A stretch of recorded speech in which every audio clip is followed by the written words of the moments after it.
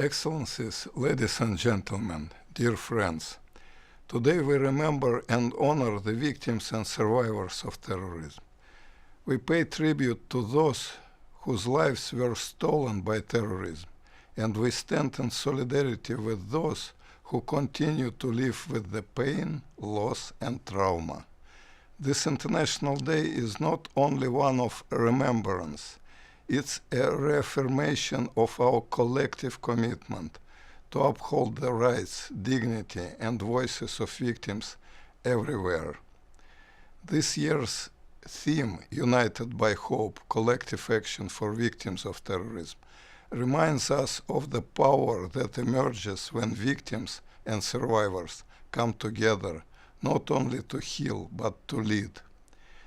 Victims are transforming pain into purpose. Their voices are integral to shaping policy and driving change to prevent similar attacks. The United Nations Global Counter-Terrorism Strategy recognizes the vital role of victims in countering the appeal of terrorism.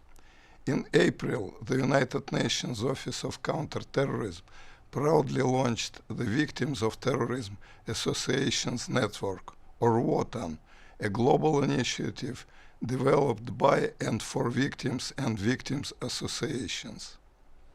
WOTAN reflects a powerful truth.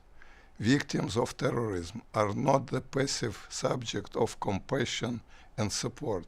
They are leaders, right advocates, and peace builders.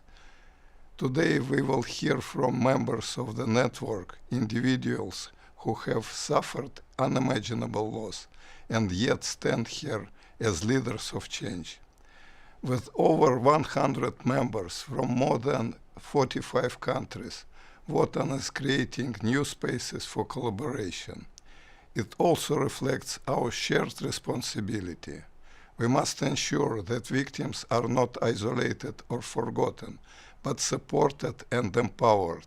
We must invest in comprehensive and holistic approaches to ensuring that the physical, medical, legal, and psychosocial needs of victims and their families are met, and that the human rights of victims are protected, in particular for women and children and for victims of sexual and gender-based violence committed by terrorists. Ladies and gentlemen, victims' support should not be a privilege, it's a right, and international solidarity must be matched by action. That is why UNOST is working with partners to support victim-centered laws and policies, strengthen national assistance framework, and take into account gender, age, disability, socioeconomic circumstances, and promote victims' participation in counter-terrorism efforts. We are grateful to member states who step up by investing in long-term support. I thank the Kingdom of Spain, the Republic of Iraq, the Kingdom of Saudi Arabia, the Republic of the Philippines, and the Kingdom of Morocco for their contributions to support the work of the United Nations for and with victims.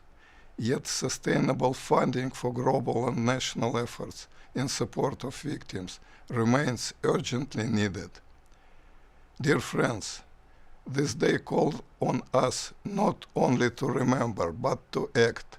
Let's commit to listening more deeply, to responding more effectively, to building stronger, more inclusive systems of support, and to honor the voices of victims. Above all, let's stand with victims, not just today, but every day, as they lead us toward a future of solidarity, resilience, and peace. To all the victims and survivors of terrorism, thank you for your courage, your leadership, and for reminding us that even in the darkest moments, hope unites us. The United Nations stands with you. I thank you.